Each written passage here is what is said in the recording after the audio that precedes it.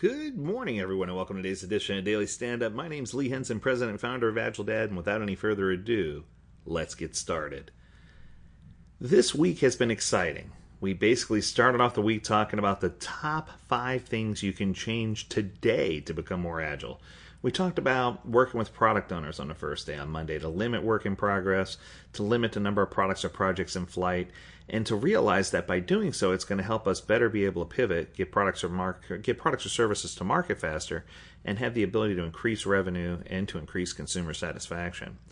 We then talked on Tuesday about how to increase or regulate team size and how to keep teams consistent and how to work towards T-shaped teams who are cross-functional that can take a cross-section of the work or a swath of the work to deliver business value and to achieve the sprint goal. Then we talked about the process of allowing teams to swarm on Wednesday to help them build the right product or service faster so that we can see and have the ability to make critical decisions regarding the product or service. Yesterday we talked about inspection, adaptation, and transparency, i.e. the empirical process, and we compared it to my good friend Vanilla Ice, stop, collaborate, and listen, right? So stop and inspect, collaborate, adapt, and listen. Be transparent and have those needed conversations in order to build the best quality product or service. So I don't know if there's much more that can beat Vanilla Ice, but I'm going to go for it and I'm going to give it a try. So tell me what you want, what you really, really want. I'll tell you what I want, what I really, really want. I wanna. And those are the first 3 backlog items I want. Zig a zig. If you want my backlog, respect my sprint. If you want to release with me, better make it quick. Here's a backlog from A to Z. You want to get with me? Sorry. I think I might have taken it too far. The Spice Girls. What better way to do a Friday and to kick things into gear, right? I want to talk about how do you answer that question. Tell me what you want, what you really, really want. Are you setting the right goals? Not just sprint goals, but are you setting the right goals for your organization? Are you setting the right goals for your team? Are you setting the right goals at home? Are you setting the right goals with regard to business agility? Are you setting the right goals with regard to your health? The Agile Financial talked to us all about health and fitness and well-being and how Agile applies there too. So the question becomes, what can we do to set goals that are meaningful so that we can achieve the things that we really, really want? And this is where we get personal. And instead of talking about retrospectives, I want to talk to you for a few moments about the concept of an introspect. I've on several occasions seen displays, if you will. One was at a zoo, and it said, the world's most dangerous animal. I saw pictures of this online, and when you go up to the exhibit and you try to peer in, you'll notice right away that the exhibit has a mirror pointed back at you. So you are the world's most dangerous animal. And then what it goes on to explain is that man is the biggest predator of animal, and that man mistreats or abuses animal more than anyone else, and that man, woman, or child, that we are the danger to many animal species. And I just found that incredibly insightful and uplifting. It's disappointing, but at the same time, how many times do we take an opportunity to look in the mirror and talk about what we can do to make ourselves better? So on this Friday, we always try to talk about something that's Agile related but not Agile specific, and I wanted to spend today talking to you about what can you do in your life to set goals? What can you do in your life to make yourself bigger, better, stronger, faster, whatever you're trying to achieve, right? Or in some cases, smaller, more lean, more fit, and ready to engage. And I think that this requires a few key things. So let's talk about the 3 things you need in order to set realistic goals. The first one is you need some type of foundation. You need a discipline, right? And whether it's a faith that you have, or whether it's your family, or whether it's, whatever it is that you believe in, you need something that's going to ground you, that's going to help you to best understand who you are as a person, and what type of things, what type of values, where is your moral compass, what type of things can you do in order to help yourself achieve these goals. If you're not well grounded and you don't have a strong moral compass and you don't have an understanding of what drives and motivates you, it's going to be very difficult for you to set or achieve any goal. So I think that should probably be the first step in your journey. It's to do that introspect, to look in the mirror and say, who am I?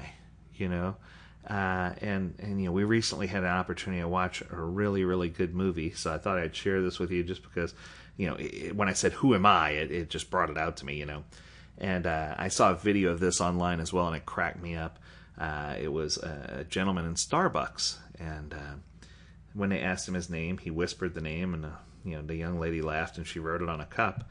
And of course, when his coffee was ready, the barista called out 24601, and he said, "My name's Valjean." Right? It was just so funny to see the whole Les Mis thing play out. I'm not 24601. It was just beautiful, because it was the point that he did it to be funny, but it was the point that he knew who he was. So my first question for you is, do you know who you are? Do you know what you stand for? There's a young lady by the name of Katy Perry who said, and I'm sure somebody said it before her, but I remember her lyric where she said, if you stand for nothing, you fall for everything, right? And I just want you to be the person who sets a real cool goal that you can achieve. And that leads me to number two. Number two is you need to ask yourself while you're looking in the mirror, what impact am I leaving on the world today? Am I going to help someone smile and be a better person? Am I going to uplift someone and help them, do better things? Am I going to be of service to my fellow people? Who am I going to uplift? And especially in this world that's been filled with strife and torment and angst, based on relations and relationships and race and tension and religion and all these other good things, and heaven forbid, politics, we need to look past all of those hurdles, of those barriers, and we need to ask ourselves, what have we done to uplift someone else today? What have we done? And it could be something simple. It could be as easy as a smile. It could be as complex as going and, taking your family to a food bank to help serve others who might not have the means in today's society to do things. It might start with just not being prejudiced or judgmental and being open-minded and understanding other people's point of views. There's so many different topics that you could jump on here and look at the opposing side and see if you very well might understand part of their views. It doesn't mean that you have to be in complete accord or agreement, but I think it's just important for you to understand and to hear people out so that you can be a better contributing member of society. And then finally, it's choosing a goal that makes sense. And when I say choose a goal that makes sense, it doesn't necessarily mean that it has to be 100% practical and easily achievable. When I say choose a goal that makes sense, it's choose a goal that's going to push you in a direction that you want to go. Choose a goal that's going to motivate you. For example, one of the goals that I am about to start working on here very soon is, I can tell you, my weight loss journey has been incredibly disappointing. I've had ups and downs. I've gone all the way up, over 300 pounds, and I've gone all the way down to, the 2-somethings, right? And it's just been exciting. But I've seen myself do this yo-yo thing over and over again. And, a couple of months ago before COVID, I might have been in the best fitness that I've been in 20 years.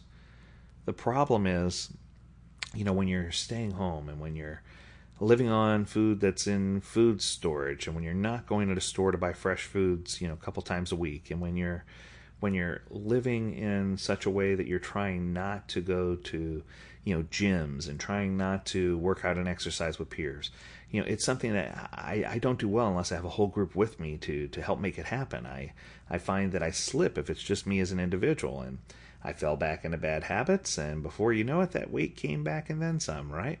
So I think it's just important for us to choose an achievable goal and something that we can do and can focus on, even if it's hard.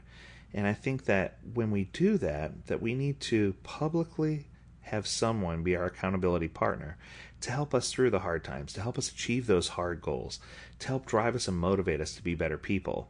And I think that if we find personal goals that are going to uplift us and make us happier as a people, then we can be the accountability partner for someone else to help uplift them and to help them achieve their goals. And I think that when you put those together, that's what's going to help the world be a better place. And that's what's going to help you be successful, not just in your career, but in life. And I think that as more people are looking for jobs and as more people are searching for opportunity, take an opportunity to look in the mirror and change things up. Change up your look, change up how you feel. Put yourself in a position where you feel like you are unstoppable. And if you can do that, and you can get to that point where you have this confidence but not arrogance, people will automatically discover that you're just an incredible, uplifting person, and they'll want to be around you. And that's the position you need to be in to better yourself, to better others, and to uplift all those that you come in contact with. As always, I hope you enjoyed this Friday session. We really love bringing it to you. We really do care about everyone who's part of our AgileDad family. And we hope that we can see you again next week when we tackle 5 more topics that are going to uplift, engage, and help us be a better community. Until next time, stay healthy, stay well, and stay agile, my friends. Take care.